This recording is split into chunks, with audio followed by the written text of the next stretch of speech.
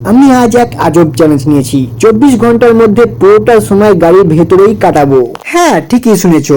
আজকে গাড়িটাই আমার ঘর, গাড়িটাই আমার বেড, গাড়িটাই আমার ডাইনিং টেবিল। সকালের শুরুটা কিন্তু খুব রোমান্টিক লাগছিল। গাড়ির ভেতর ঢুকে দরজা বন্ধ করলাম। বাইরে সূর্য উঠেছে, হালকা ঠান্ডা বাতাস। মনে হচ্ছিল এটা তো একদম পিকনিক করার মতো দিন। ঘন্টা দুয়েক যেতে না যেতে পেট থেকে আওয়াজ আসা শুরু।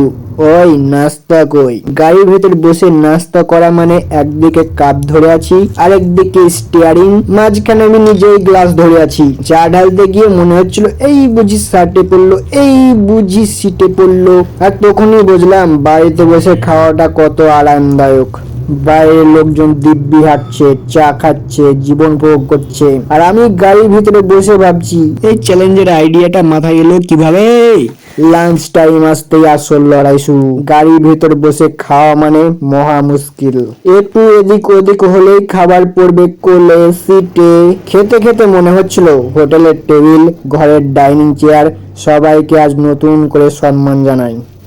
সন্ধ্যের সময়টা কিন্তু একটু সুন্দর, সূর্য ডোবার আলো, একটু ঠান্ডা ঠান্ডা আবহাওয়া। কিন্তু সত্যিটা হলো পিঠ ব্যথা, ঘাড় শক্ত, আর মাথায় একটাই চিন্তা, রাতটা কিভাবে কাটাবো। রাত নামতেই বুঝলাম গাড়িতে ঘুমানো মানে নিজের শরীরের উপর অত্যাচার করা। একবার ডানে ফিরছি, একবার বায়ে, কখনো সিটে পা, কখনো পায়ে সিট। যারা বলে গাড়িতে ঘুম খুব আরাম, তারা জীবনে একবারও পুরো রাত গাড়িতে কাটায়নি। কোনো মতে রাতটা পার করে যখন ভোরের আলো ঢুকলো, মনে হলো আমি যেন কোনো যুদ্ধ জিতে ফিরেছি। 24 ঘন্টা শেষ, চ্যালেঞ্জ শেষ, আর একটা বড় শিক্ষা মাথায় ঢুকে গেছে। এই চ্যালেঞ্জ আমাকে শিখিয়েছে আমরা যেগুলোকে ডেইলি লাইফ ধরে নিই সেগুলো আসলে লাক্সারি লাইফ।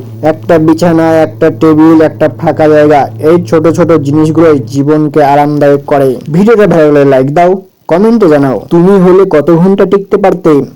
আমি দেখা করবো পরের ভিডিওতে নতুন কোনো পাগলামি নিয়ে। চ্যানেলটাকে সাবস্ক্রাইব করে নাও।